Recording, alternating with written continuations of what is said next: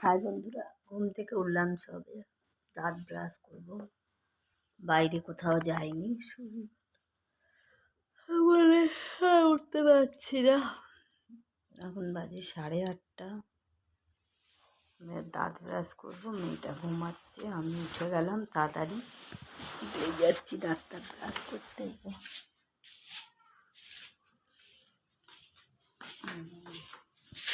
পাচ্ছি না আর আমি, আরে শরীর চলছে না। এই দেখো মেয়ে ঘুমাচ্ছে এই ঘরে, এই দেখো বিছানায় আবার টয়লেট, এই দেখো ঘুমাচ্ছে, এই দেখো দেখি পিয়সী, এই যে দেখো। এবার যাচ্ছি দাঁত ব্রাশ করতে,